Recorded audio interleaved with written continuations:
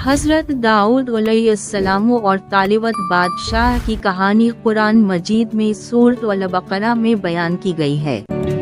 ये वाक़या बनी इसराइल के दौर का है, जब वो सख्त मुश्किलात में थे और दुश्मन खुसूसन जालूत गलायत की फौजों के हाथों शिकस्त खा रहे थे।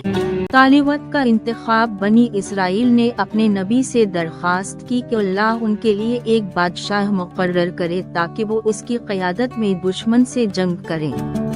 अल्लाह ताला ने तालिबत को बादशाह मुकर्रर किया, जो एक सादा मगर नेक और बहादुर इंसान थे।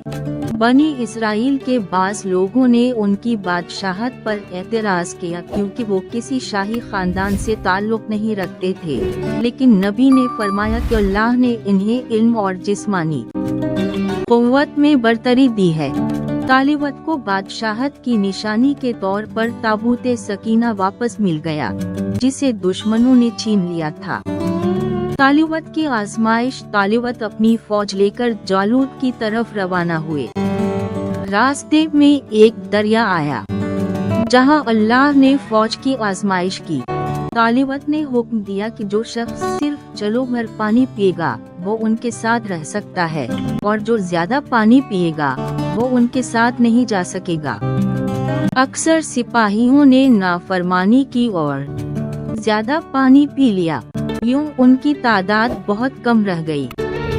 हजरत दाऊद का जालूत को कत्ल करना। तालिबत की फौज में हजरत दाऊद अलैहिस्सलाम भी शामिल थे, जो उस वक्त कम उम्र थे।